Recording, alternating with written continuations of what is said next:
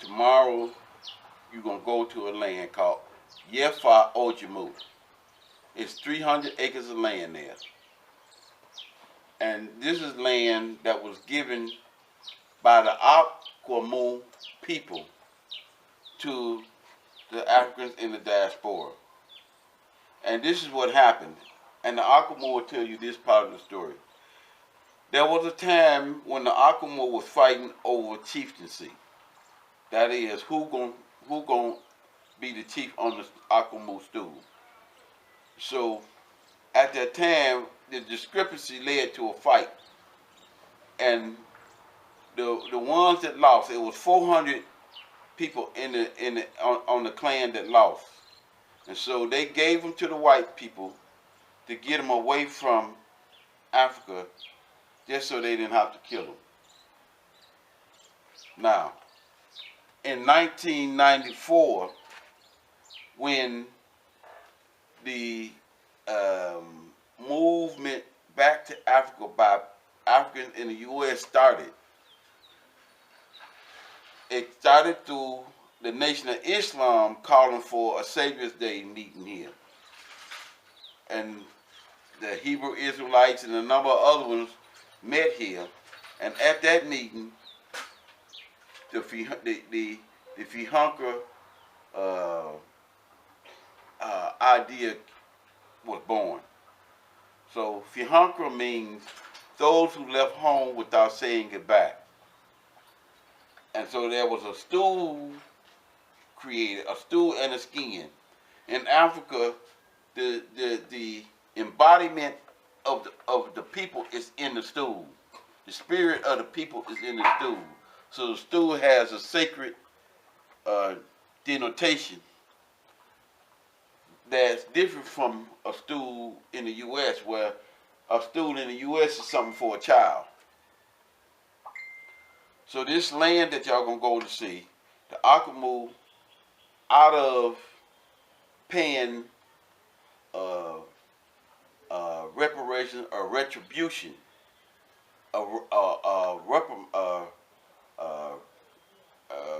repairing what they did, they set aside 32,000 acres of land to give to for their 400 that they know they did. So it was given to a brother who acted as the chief, Gerald Simmons, out of Detroit. He was given the land as a custodian of the stool. And he was supposed to give the land to people who wanted to come back here free. And instead of him doing it free, they brought the money in it. And then he started charging people.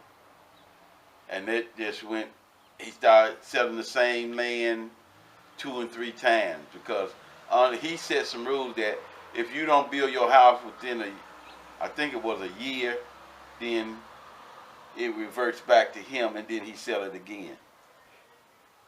So that caused a lot of problems. It caused the problems when the people from the U.S. started complaining about, you come back to build and now he done gave the land to somebody else. They started going to the Ogyamu Palace complaining about Gerald Simmons. He changed his name to Quado Okpan. So when you hear about the Okpan, this is not their names. This, the Marjorie was her name was Marjorie Parker. I'm pretty sure it was Parker, who she made herself the Queen Mother. In other words, these people just fictitiously claim positions because they was the only ones here at the time when the thing got installed, when the stool was made. And the ones of us coming from the U.S. don't know nothing about no chieftaincy, nothing. It's as much as about you taking a 15-year-old and ask him, what's a chief? You know, he ain't gonna tell you what the people here tell you what a chief is, but a chief here is like a small guy. he got the power. He controls the land. So that caused the problem. And since 1996, when the stool got the ceremony and it went through all the ceremonies, purification and stuff, it has been a constant problem. And Gerald Simmons took the stool as the custodian or the chief, and then he got poisoned around 2008 and died. Yeah. I said he got poisoned. Yep.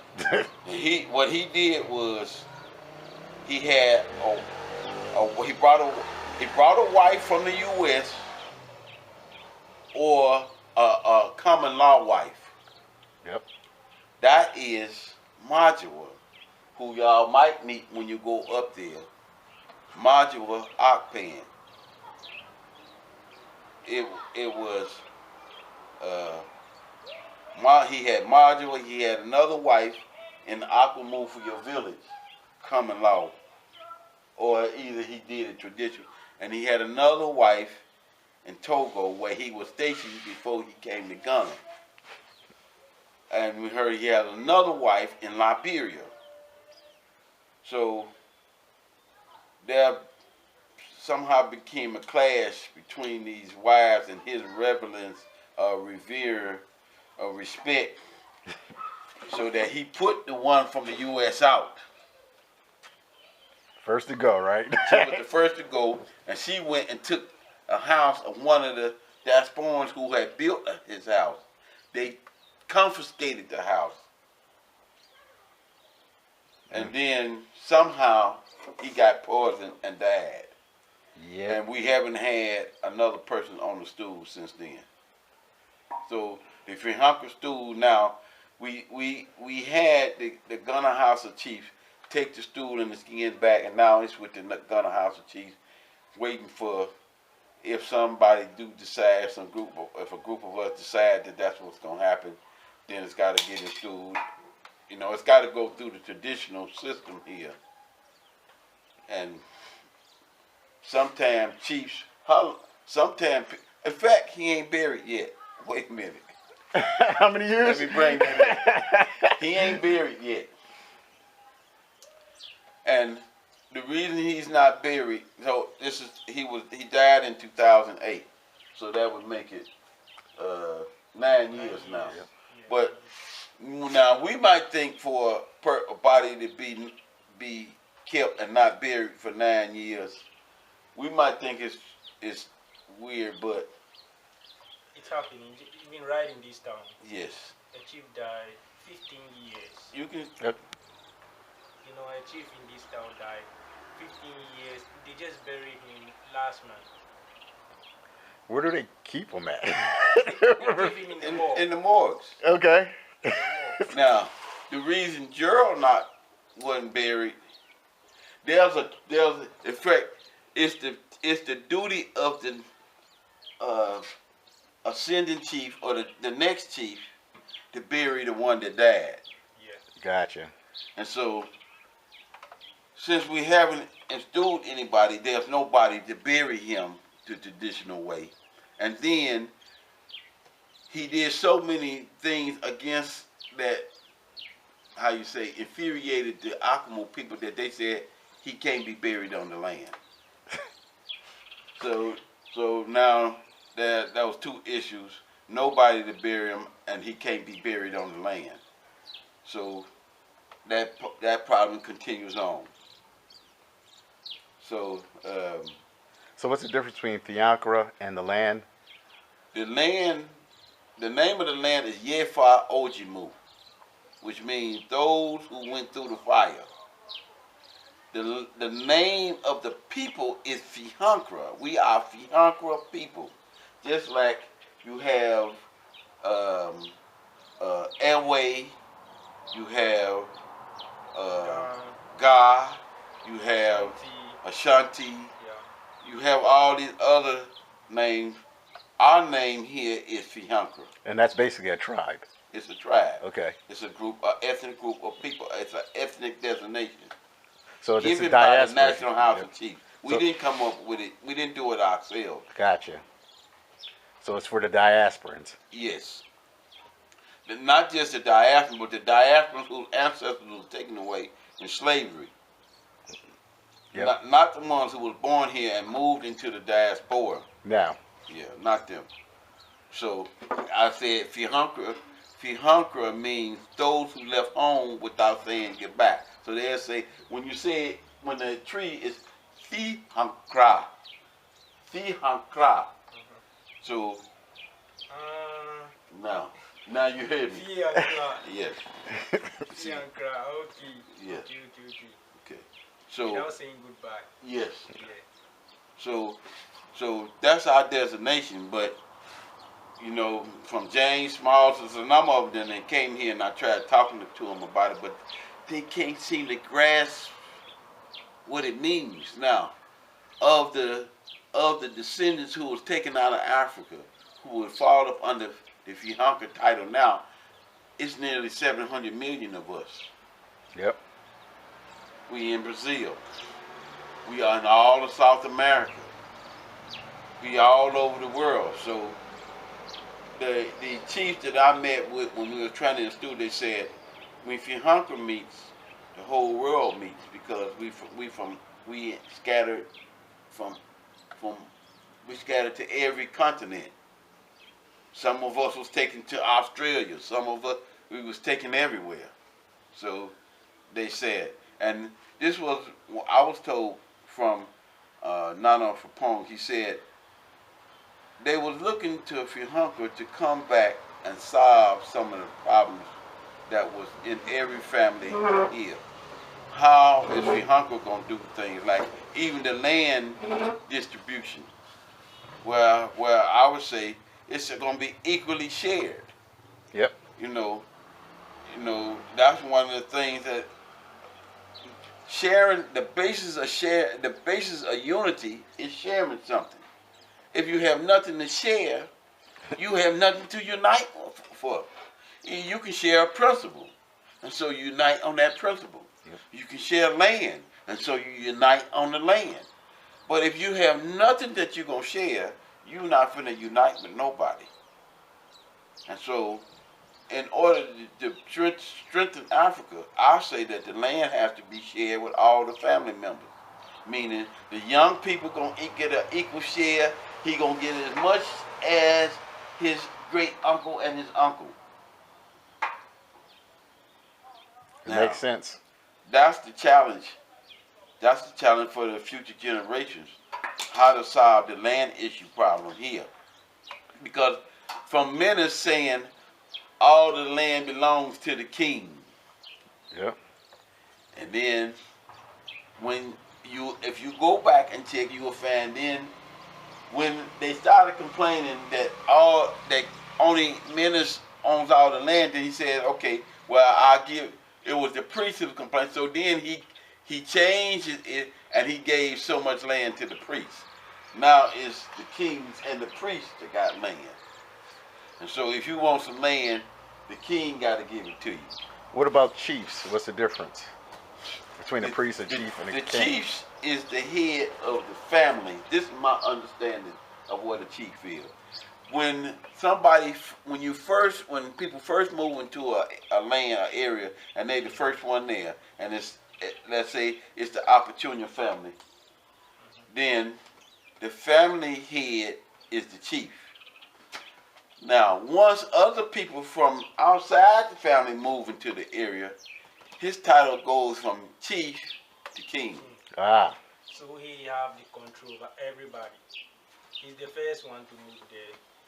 Before you came, everybody now moved there. Okay. Yeah, that actually makes sense. Yeah. He was there first.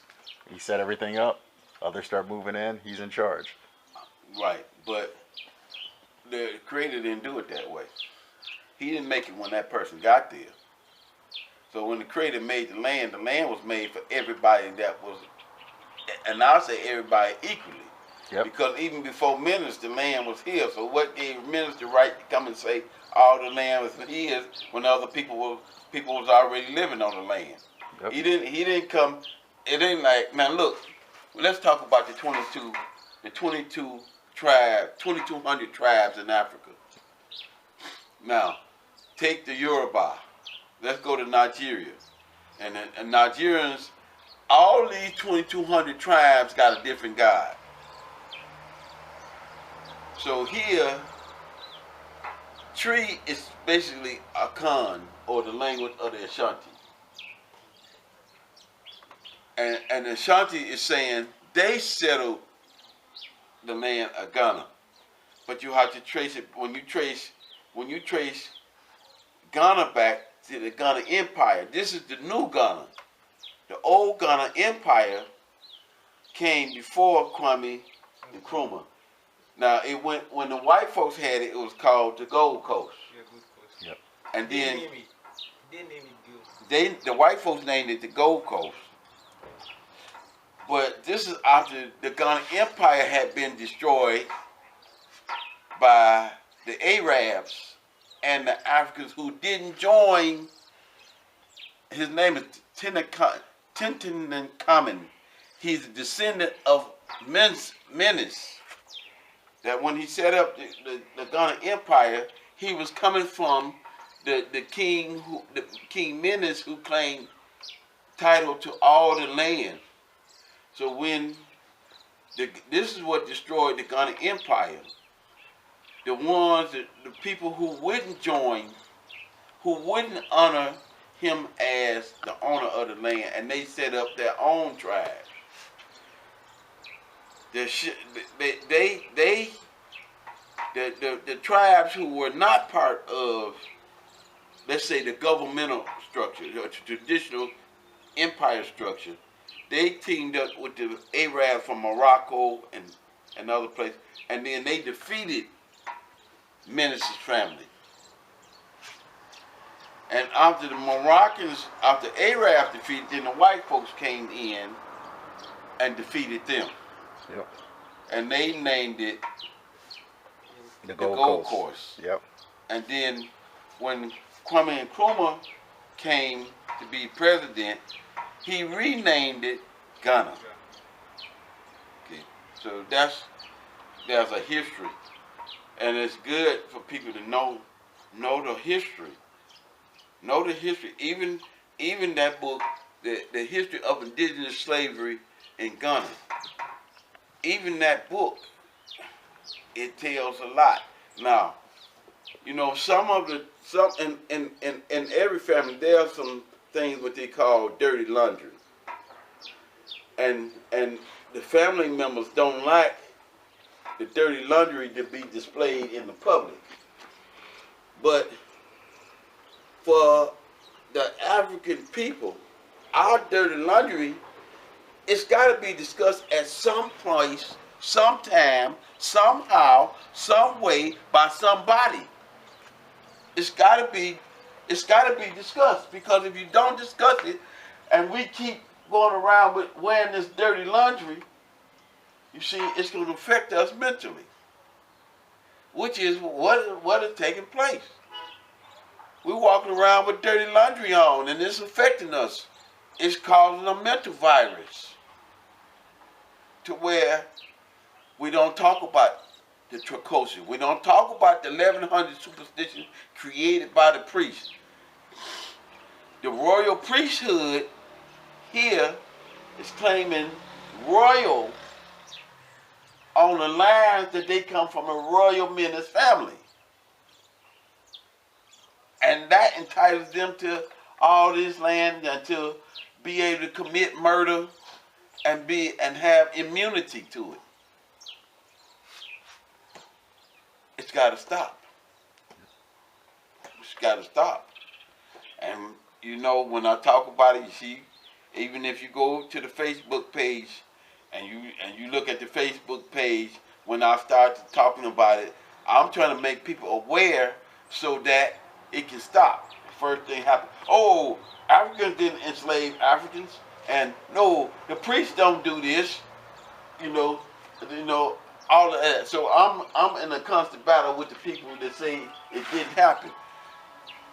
We didn't go to the Ogyamu and tell them to write their history of the 400 members of their family. We didn't do that. They did that on their own. They know what happened. So when y'all go to Ogyamu tomorrow, go ask about the 400 members of their family that was sold and why they gave the land to the Diaspora. Get it from them. Go to the palace and let him tell you themselves why they did it. And that should close the argument with the people that say the Africans didn't have no part in it. In fact, if you go to the history, in that book, The History of Indigenous Slavery in Ghana, you're going to find out that the enslavement of Africans to other Africans started when they started fighting over chieftaincy. So like, y'all get to fight. Now you killed off a man who had 5 kids of the tribe that was victorious. Now you finna be a slave, and you what you earn gonna go toward taking care of the children of and the wives of the one that you killed. Yep. This is how it got started. So that even when the white folks came here, the white folks didn't come here for slaves, they came here for gold. It was called the Gold Coast. They came here. And the Ashantis that was selling the gold to the white folks, they didn't have enough people mining the gold, digging for the gold. So they started taking other people and forcing them to work to have enough gold to satisfy the white folks coming for the gold. And then when the Ogyamu tell their story, it was these same white folks who they gave them to. They didn't even pay. They didn't even take no money for them. They said, get them out of here. Yeah. Now, so that when you understand the fighting that's going on over chieftaincy today, put it in a proper perspective that there's this position that's in the family that is the position almost of God. So I call them small gods, because they have that position. And so the fight for that position causes a whole lot of alienation within the family from different tribes, from different people in the family. It caused, and it's still going on. Now, that's something that the young people got to, these are future tasks that I'm talking about that has to be solved by the young generation yet to be born even. How do you solve this so that everybody is equal? Everybody have a fair share of the land. I was speaking to, they had the Pan-African Conference here in 2016. And so at the conference, I met some of the kings. And so they came back and they visited me at my place, and I was discussing the issue that this land has to be shared equally with all family members. You can't leave out the women as property owners, as land owners. I'm saying, in order for you to have a strong family, that family has to share equally with all of its family members. So that if somebody come and threaten the land to take over the land, everybody see their stake in jeopardy, and they go to fight for that reason. Yep. If you got skin in the game, yep. If not, and you got only certain clans of the family is using the land, then why would the one who has no right to use the land go fight and put his life on the line for some land that he can't use? Exactly. You see? Yep. So that's exactly the problem. you can have a bus full of white folks come here and take over because it's like, hey, I wasn't allowed to use it anyway. It's not mine. let him get killed. And then maybe I'll be chief next. Even that mindset gonna come in the bearing. Yep. So until we solve these problems, then Africa won't have no strength because there's nothing that we're gonna share. In fact, the only thing in Africa that can be shared equally is the land, because you have different gods, and those people who have different gods actually see another tribe as a different people. They ain't sharing the language, so Nope. without sharing the language, it's hard for you to share principles. The only thing that can be shared equally is the land. And when I got here, I was asking kings and chiefs who made the land that they claiming title to. I said, I want to meet the man who made the land. They said, oh, he didn't make the land. It was passed down. So I said, well, who made it? They said, oh. Then I said, we get to the point. It was our African creator that created the land. And so any fighting that's going on is over something that don't belong to us. It's land that belongs to the person that made it, not the first one on the land. It's whoever made it and whoever he gives it to. So he gave it to everybody. And it was so that the young ones have a way to feed the new ones that's coming into the life. So, on what? Tell Zip will feed you. Go tell him. Well, then you gotta wait till you get through talking. In any case, that's pretty much what happened about the Finhaka land, or Yefe Ogyamu land, and the Finhaka stool. And I want to make it clear, it's the Finhaka stool and skin, and the land is called Yefe Ogyamu, what you're going to see tomorrow. Okay, yep. And it's roughly 300 acres there. Who's living on the land now? Anyone? There's... about how many? Mensa is about how many? Yeah. Two people? Yeah. Well, let's see. I heard Marjorie one of them just moved back, so let's say 4. 4 people. How many acres It's is less that? than 10. It's 300 acres there. Jeez, for less than 10 people. But ain't they not farming or nothing. That's just where their house is. It's just there. So Yep. the land is there, and now with us not doing anything with the land, the local people have started moving back onto the land and using it to grow their corn and rice and different things. Yeah, I mean, we're not using it, which is a shame. Yes. But until we get all these issues settled, I don't know how.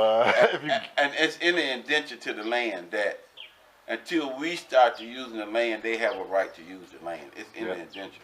That's smart, actually. Yeah. That's smart to do that. So, will the Africans from the diaspora ever come together enough to install somebody? I don't know. But I would say it's a task for the future generations. It's for the younger people who have a desire to come here. Because, I mean, that's from one paramountcy. There's 10 paramountcies in Ghana. Each region have a paramount chief. And the paramount chiefs, because Africans was taken from all over Ghana and put in slavery in the U.S., every paramountcy will give land to the Fihankra stool. So what process would they have to follow to even do that? It's gotta have an administration. The Okay. chief is the administrator of the school, or the custodian. Using their term, they say custodian. I'm gonna say this, the chief is the chair. So we need a chief first before we can take advantage of the land, Yes.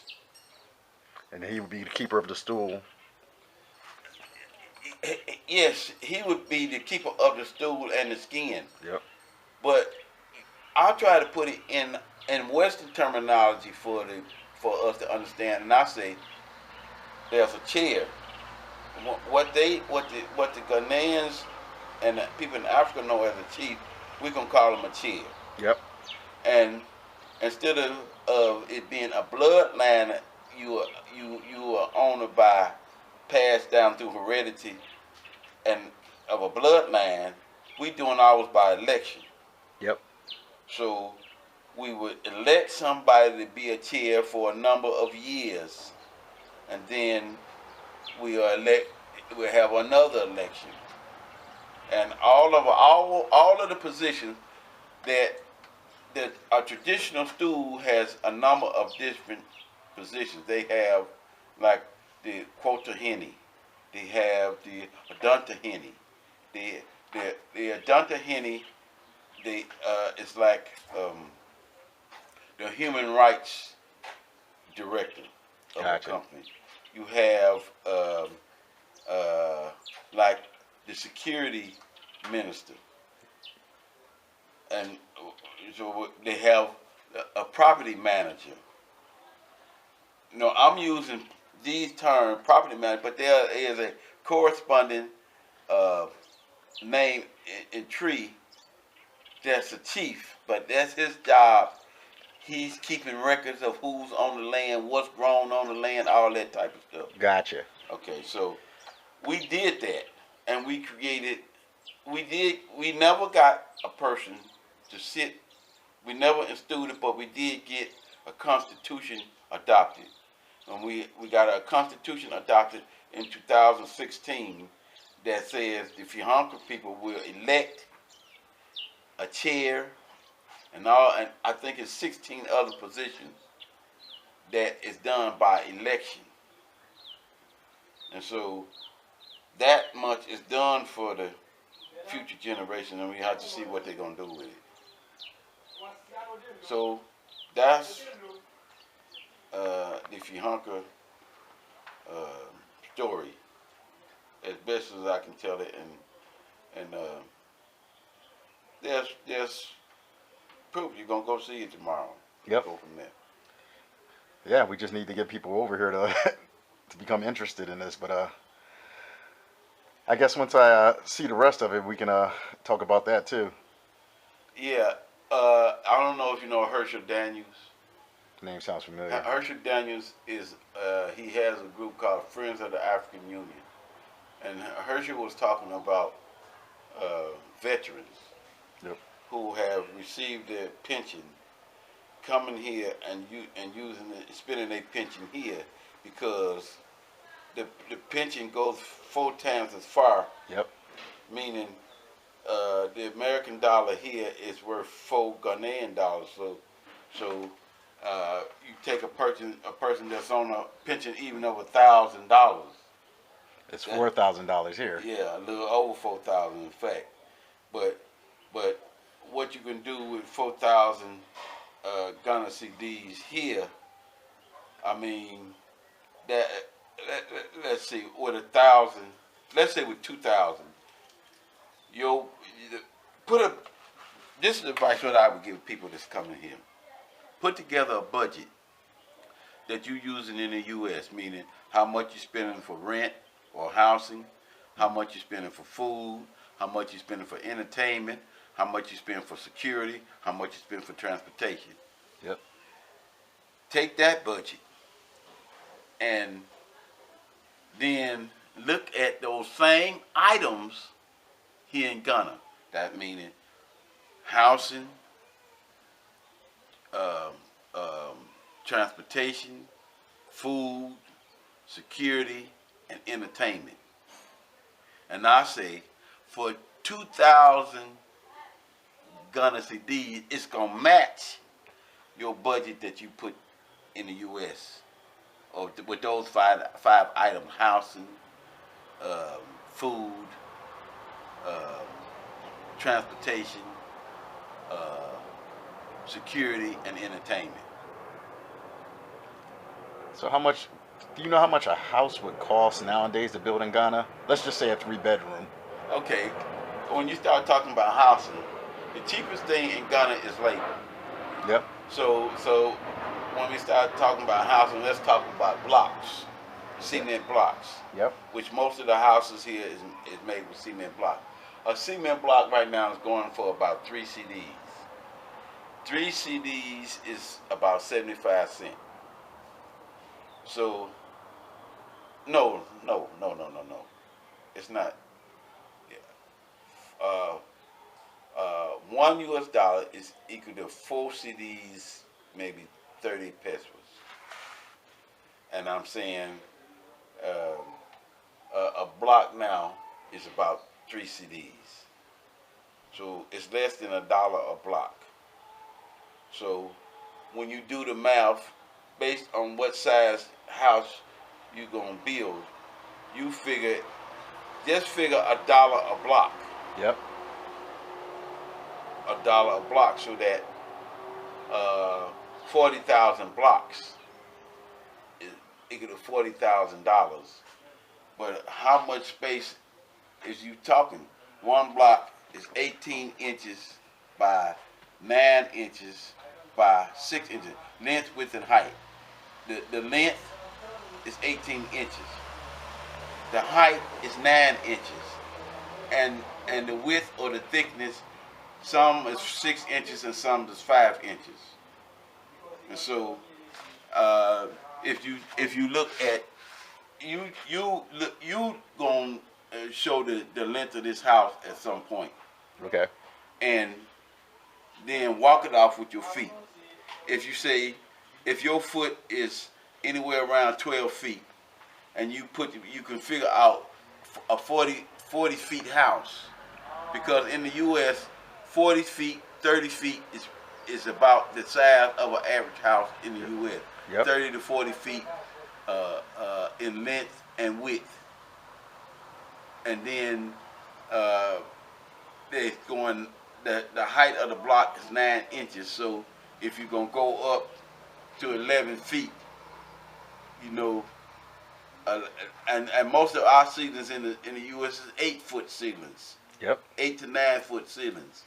So that gives you an idea if you wanted to build a house, and the labor is cheaper than, it's the cheapest thing. So it's less than the block. We say if you paid somebody a block layer, he probably gonna lay, say, 100 blocks a day, and he probably gonna take 40 CDs, something like that. So to build one. So that's $10 in Yes. American. Okay. Around $10, That's maybe right. a little less. Yep. Yeah. So, you know. Yeah, you definitely saving on labor, because Yes. you not get anybody work for $10 a day in the United States. You can forget that. No. Not even their family members. So it's a big difference in labor. Yep. Big. Yeah, that sounds good. I mean, that's definitely the way to go. Okay, so if you wanna And buying land, that's another thing. There's no set rules for buying the land, is there? No. I didn't think so. No. I mean, like, actually the way that you approach the chief or the family determines kind of much how the price is gonna be. Because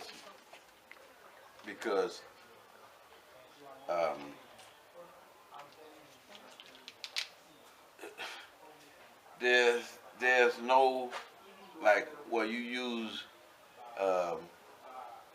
comparisons in the U.S.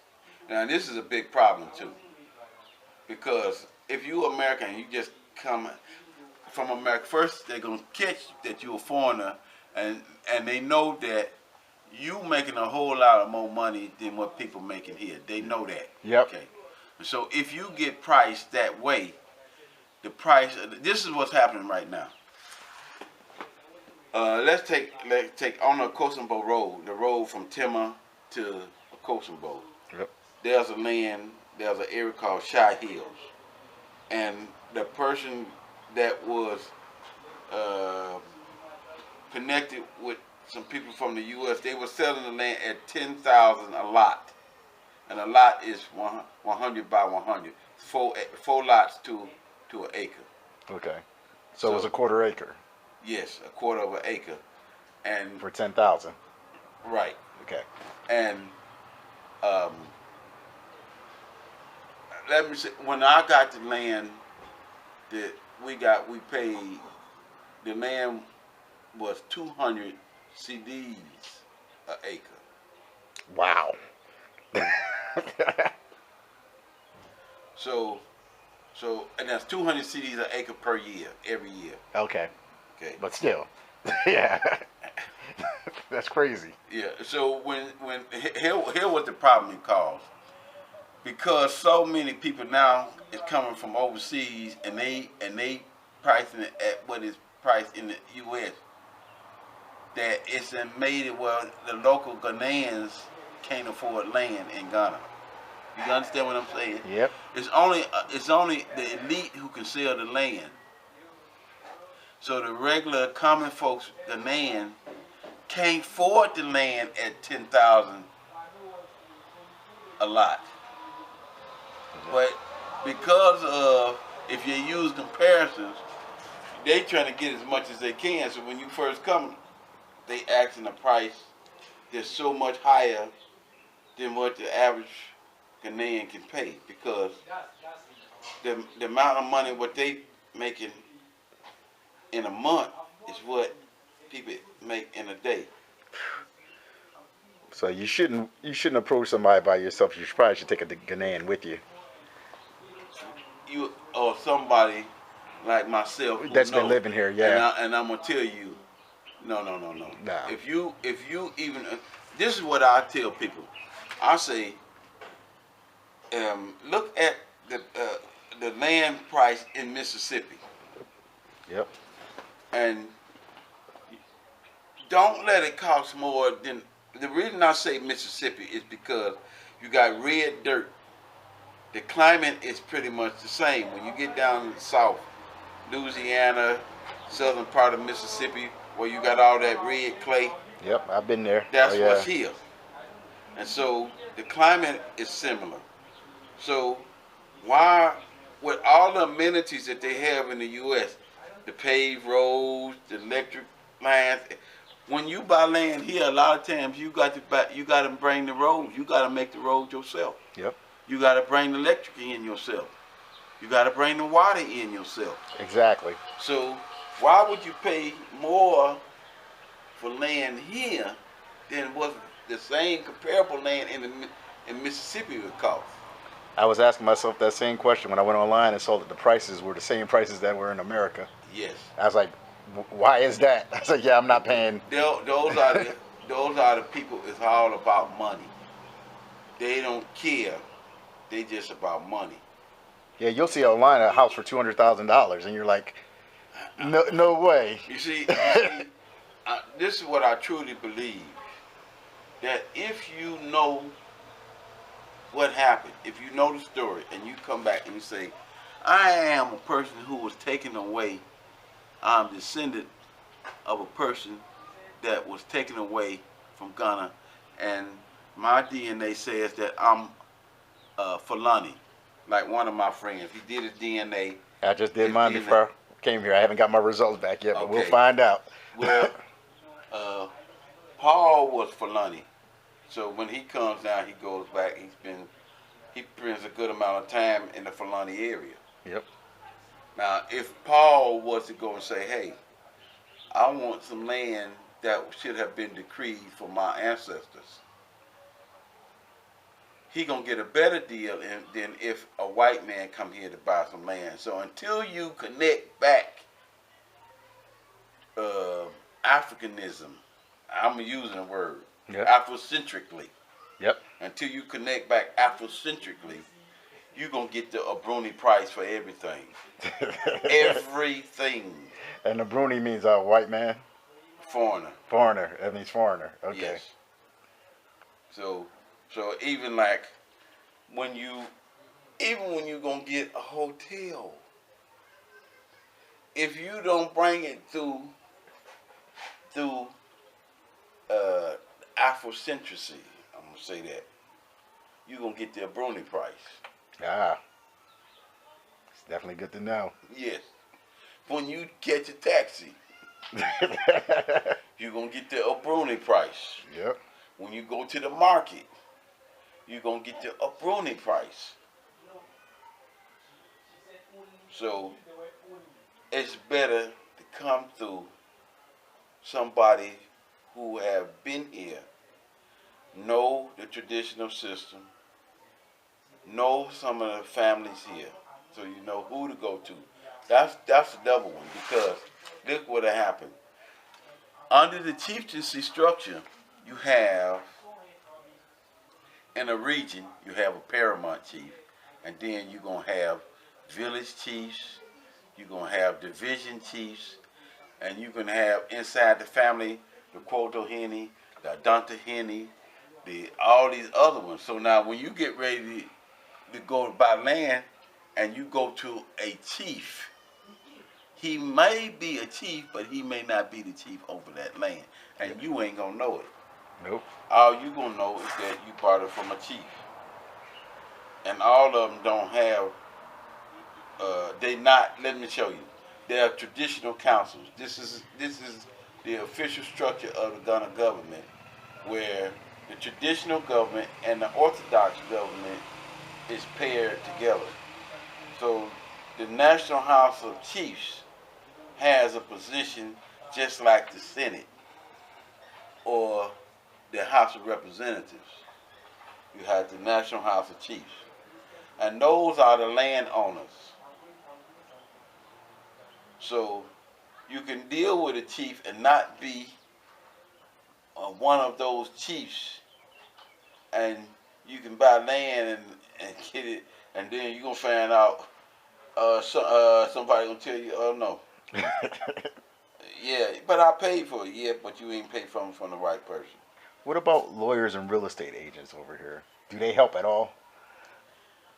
If you are Bruni and you coming to rent a house, you're going to get the Bruni price. Yep. And the real estate agents, they going to get paid 10%. So they want you to get the higher price. Yes. But what about the paperwork then? Shouldn't you have a lawyer once you go to buy the land? I mean, after you hammer out a deal.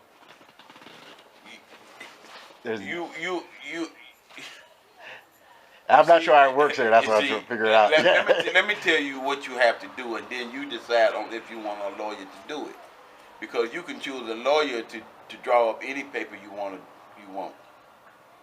But you don't have to have a lawyer. You can draw it up yourself.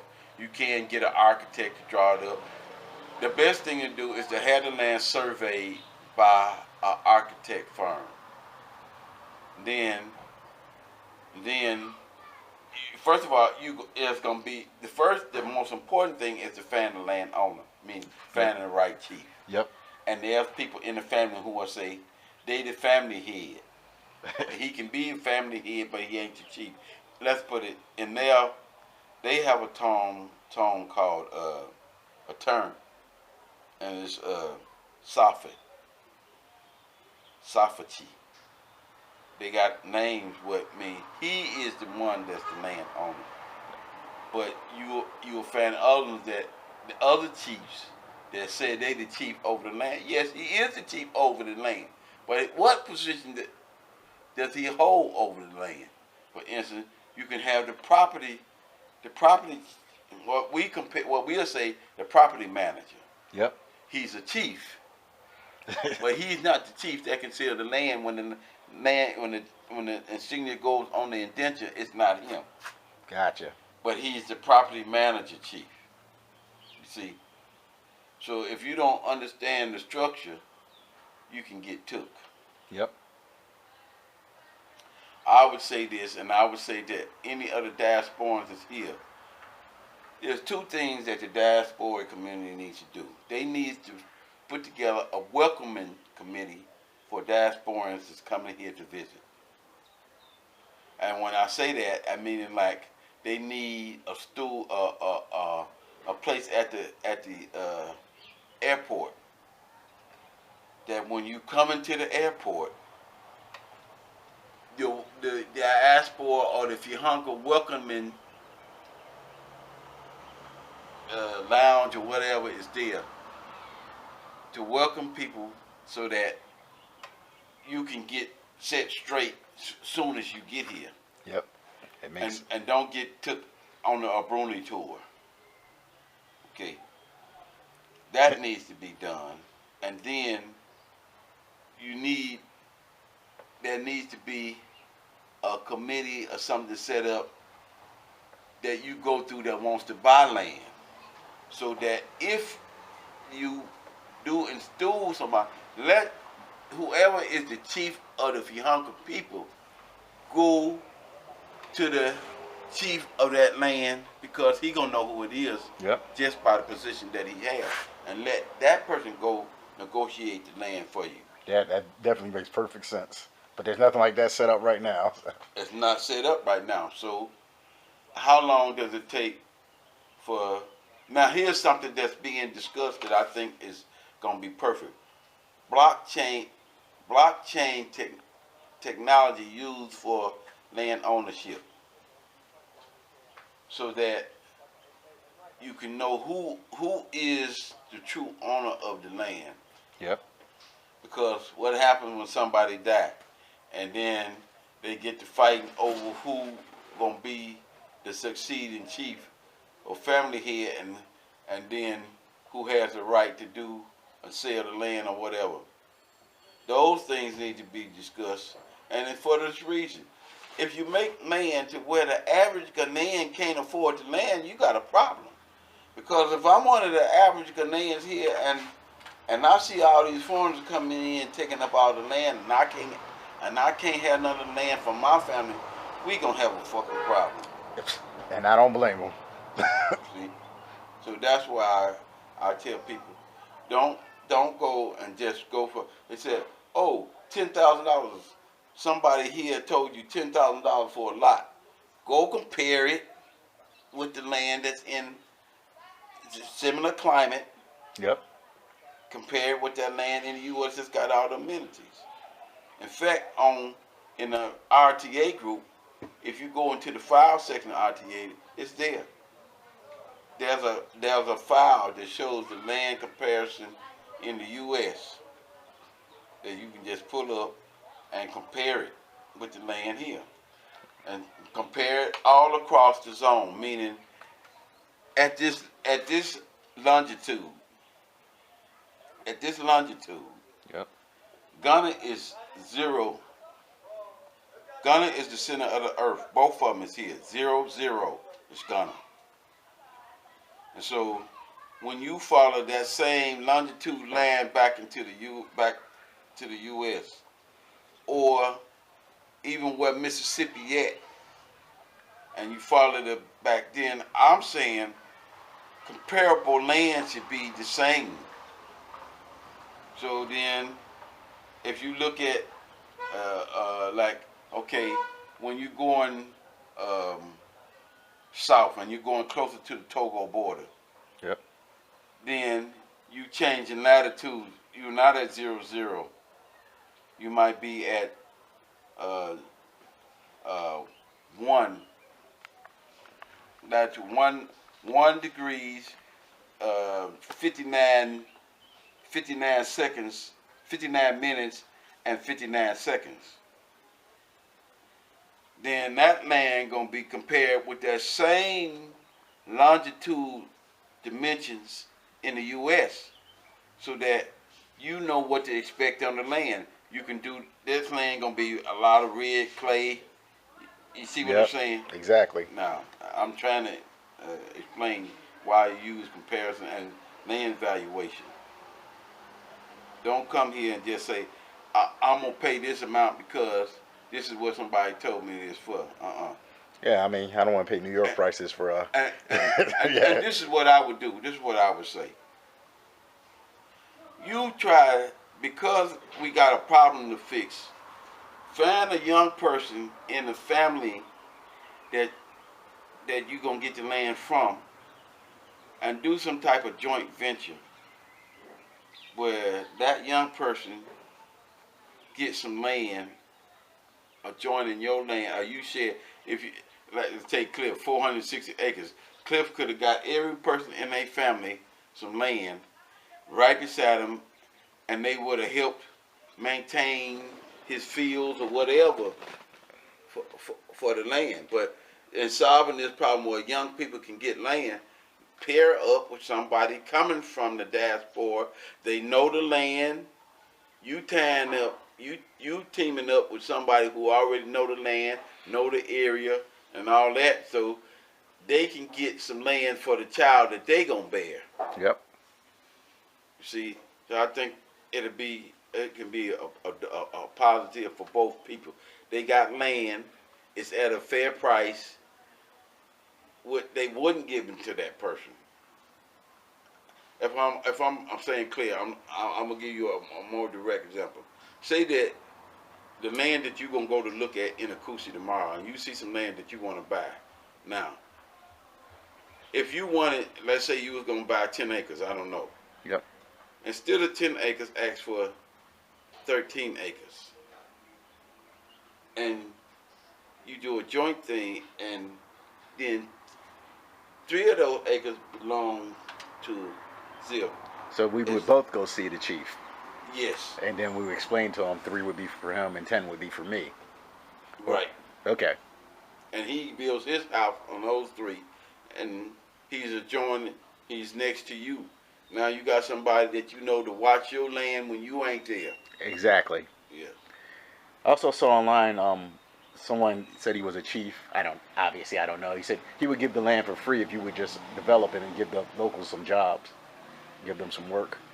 Okay. He can say that, but we still want to verify who he is. Exactly. Yeah. Now, that's what was supposed to happen. Listen, when the 300 acres was given, it wasn't that they paid for the land. The land was given out of making amends for something what had happened during enslavement. Exactly. So, what this person is probably a development chief, and so if you're gonna come back and you're gonna do something on the land, and then let's say you're gonna come back and you're gonna build a factory producing iron, smelting the iron ore, separating into iron and ore, yep. and then adding the coal to make it steel. Exactly. Now you're going to employ so many people, so they give you the land and you're going to employ people. That's a way too. So that's a possibility. Yeah, I thought that was a good one. I mean, that's Pan-Africanism right there. Okay, fine. Yep. Include somebody that's been here, somebody from the diaspora that knows their way, knows what's going on, verify things, all of this stuff. Just to be part of your negotiation team. Yep. Yeah. And you ain't going to be, and at no time are you going to be negotiating with one person. If it is, something is wrong. Yep. You understand what I'm saying? You shouldn't be negotiating with one person. It should be a number, 4 or 5 people of the family that you're going to be negotiating with. So when one person say, yeah, okay, I'll meet with y'all, and he by himself, don't do it. Gotcha. You hear what he's saying? Yep. That's a no. Never. So, if you want to take a break, pause from here. Okay. I guess I'll ask about I guess it's the presidents of Africa. How come, like for instance, when I was in Brazil, someone was a Mexican American. He was there, and he didn't have to bring a visa or anything, just for being from Latin descent. Okay. But you can't do that in Africa. I can't come from America, being African American, and go into an African country without a visa. John Mahama signed, I think it's around May of May or June 2016, that John Mahama signed a waiver for visas for Africans on the continent, from the continent. Yeah, only on the continent, but not from the diaspora. But that was because no group from the diaspora when it said we should be included. So as it stands right now, Africans from other parts of Africa can come here without a visa. But Yep. the people from the diaspora ain't got themselves to group. What is the group that represent the people from the diaspora that can come and sit down with the president and make this that says he represents the people from the diaspora? That's true. That's what Finhaka was supposed to do. And if Finhaka installed somebody, that's what that person would do. They would make sure that when something is set as a privilege to Africans, because you're an African, they would make sure that the African from the diaspora is included. Gotcha. Now, whenever a group of people come together, that's something that they can say, okay, this is the duties of the chair of the Fihankra people. Though we call him chair and we know him as chair, in the Ghana he'll be known as a chief. And there's only a handful of African countries that you can become a citizen. From what I understand, Kenya is thinking about if you marry someone from Kenya, you can become a citizen. And come without a visa. Yep. Now, in 2012, they had a conference in Durban, South Africa, and at that they agreed that to set up the 6th region of the African Union. So the 5 regions of the African Union is in Africa, the continent, and the people. Pat Hill, there was a number of people from Chicago that even went to that meeting. And they got secured that to include Africa from the diaspora under the 6th region. But it's not developed. And even that document, I think you should read the document so that everything that was, even coming here without a visa was mentioned in that, but it wasn't followed up. It was supposed to be in every country, it was supposed to be an office for the 6th region. But again, they never got together. Now, Herschel Walker, for instance, there was some talk that Marcus Garvey's son was supposed to be given the position of the chief of the 6th region.